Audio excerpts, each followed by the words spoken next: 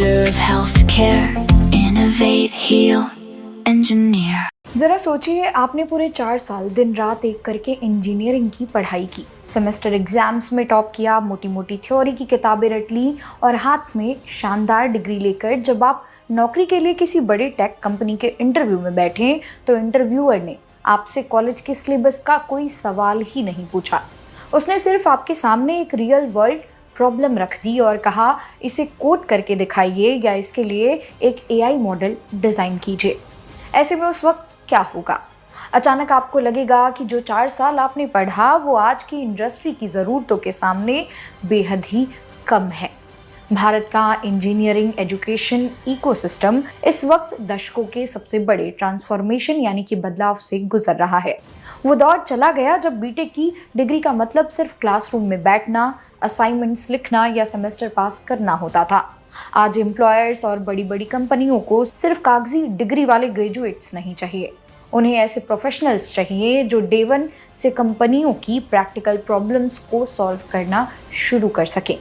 यही वजह है कि अब कोडिंग, आर्टिफिशियल इंटेलिजेंस और रियल वर्ल्ड प्रोजेक्ट्स भारतीय बीटेक एजुकेशन की नई नींव बन चुके हैं।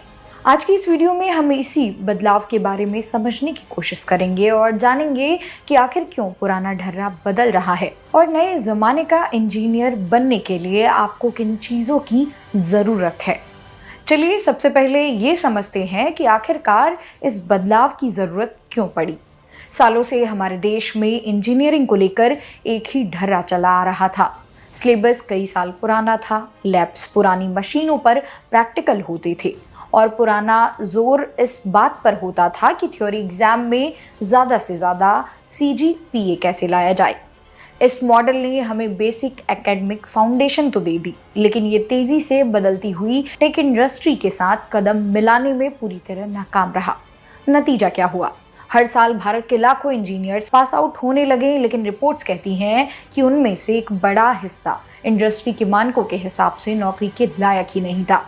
कंपनियों को इन ग्रेजुएट्स को नौकरी देने पर रखने के बाद 6 से 12 महीने की अलग से ट्रेनिंग देनी पड़ती थी, जिस पर करोड़ों रुपए खर्च होते थे।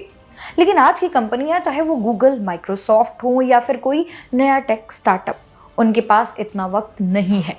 टेक की दुनिया हर महीने बदल रही है। जो टेक्नोलॉजी आज ट्रेंड में है वो 6 महीने बाद पुरानी हो जाती है।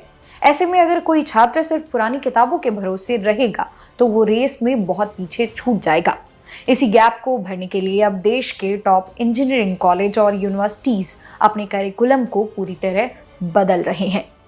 अब बात करते हैं उस नए फाउंडेशन की जिसके बिना आज का इंजीनियर पूरी तरह अधूरा है। इसमें सबसे पहला नाम आता है आर्टिफिशियल इंटेलिजेंस और मशीन लर्निंग का। आज आप किसी भी ब्रांच से बीटेक कर रहे हो, चाहे वो कंप्यूटर साइंस हो, मैकेनिकल हो, सिविल हो या इलेक्ट्रिकल हो, एआई का नॉलेज अब सबके लिए अनिवार्य होता जा रहा है। मैकेनिकल इंजीनियर को अब ऐसी गाड़ियां डिज़ाइन करनी है जो एआई आधारित ऑटोनोमस ड्राइविंग पर चलती हैं। सिविल इंजीनियर्स को स्मार्ट सिटीज़ और इंफ्रास्ट्रक्चर के लिए एआई डेटा का इस्तेमाल करना पड़ रहा है। यानी एआई अब सिर्फ कंप्यूटर साइंस की बपौती नहीं रहा, यह हर इंडस्ट्री का कोर बन चुका है। इसके साथ ही कोडिंग अब एक बेसिक स्किल बन चुकी है, ठीक वैसे ही जैसे स्कूल में पढ़ना लिखना सिखाया जाता है। कोडिंग सिर्फ सॉफ्टवेयर इंजीनियर बनने के लिए नहीं, बल्कि आपकी लॉजिकल थिंकिंग और प्रॉब्लम सॉल्विंग एबिलिटी को बढ़ाने का सबसे बेहतरीन जरिया है। नई शिक्षा नीति और बदलते दौर में अब कोडिंग को फर्स्ट ईयर से ही सभी ब्रांच के छात्रों के लिए ज़रूरी बनाया जा रहा है, ताकि उनके सोचने और काम करने का नज़रिया पूरी तरह से डेटा ड्रिवन हो सके। पहले क्या होता था? 4th ईयर में छात्र इंटरनेट से कोई पुराना प्रोजेक्ट कॉपी पेस्ट करके सबमिट कर देते थे और उन्हें नंबर अच्छे खासे मिल जाते थे। लेकिन अब कॉलेज कैपस्टोन प्रोजेक्ट्स और लाइव इंडस्ट्री प्रोजेक्ट्स पर जोर दे रहे हैं। इसका मतलब है कि छात्रों को कॉलेज के दौरान ही किसी असली कंपनी की असल समस्या पर काम करना होता है। एग्जाम्पल के लिए, अगर किसी लॉजिस्टिक्स कंपनी को डिलीवरी रूट ट्रैक करने में दिक्कत आ रही है तो छात्रों की टीम एक ऐसा ऐप या एल्गोरिदम तैयार करेगी जो उस दिक्कत को लाइव दूर कर सके। अब पैच, जब आप ऐसे प्रोजेक्ट्स पर काम करते हैं तो आप सिर्फ कोडिंग नहीं सीखते, आप सीखते हैं team work, time management, client handling और प्रेशर में सही डिसीजन लेना। अब जब कोई रिक्रूटर आपका रिज्यूमे देखता है तो वो आपके कॉलेज के मार्क्स से ज़्यादा इस बात में दिलचस्पी रखता है कि आपके गिटहब प्रोफाइल पर कितने प्रोजेक्ट्स लाइव हैं और किन किन हैकाथॉन्स में हिस्सा आपने लिया है, और क्या आपने पढ़ाई के दौरान कोई प्रैक्टिकल इंटर्नशिप की है। प्रोजेक्ट बेस्ड लर्निंग ही आपको एक आम स्टूडेंट से उठाकर एक प्रोफेशनल की कतार में आगे लाकर खड़ा करती है। तो मेरे प्यारे दोस्तों, अगर आप इस समय इंजीनियरिंग कर रहे हैं या करने की सोच रहे हैं तो आपके मन में सवाल होगा कि इस बदलते दौर में हम खुद को कैसे तैयार करें।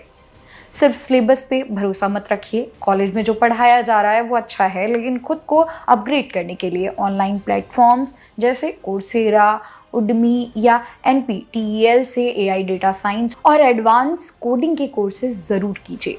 फर्स्ट ईयर से ही प्रोजेक्ट्स बनाना शुरू कर दीजिए। आखिरी साल का इंतज़ार बिल्कुल मत कीजिए। छोटे छोटे ऐप्स, वेबसाइट्स या टूल बनाना शुरू कीजिए। गलतियाँ होंगी लेकिन आप सीखेंगे। इसके साथ ही कम्युनिटी का हिस्सा बनिए।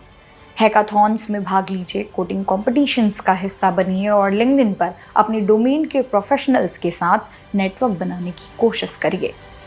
अगर आप कोर ब्रांच जैसे मैकेनिकल या इलेक्ट्रिकल से हैं तब भी कोडिंग और डेटा एनालिसिस की बेसिक स्किल्स ज़रूर सीखिए। आने वाला समय मिक्स टेक्नोलॉजी का है। यही है दोस्तों कि आज बदलाव प्रकृति का नियम है और हमारा इंजीनियरिंग शिक्षा का यह बदलाव भारत के युवाओं के लिए एक वरदान साबित होने वाला है। ये थ्योरी के रट्टे से आज़ादी और कुछ नया कर दिखाने की आज़ादी है। जब हमारी नींव मजबूत होगी, जब हमारे पास प्रैक्टिकल नॉलेज होगा, तभी तो हमारा देश ग्लोबल टेक लीडर बन पाएगा। आप इस नए बदलाव के बारे में क्या सोचते हैं? क्या आपके कॉलेज में भी अब प्रोजेक्ट्स और AI पर ज़्यादा ध्यान दिया जा रहा है? हमें कमेंट सेक्शन में ज़रूर बताएं। अगर आपको ये वीडियो और जानकारी पसंद आई हो तो इस वीडियो को लाइक करें, अपने सभी इंजीनियर दोस्तों और कॉलेज ग्रुप्स में इसे शेयर करें। Where engineering meets method in Innovate, heal, engineer. MBME.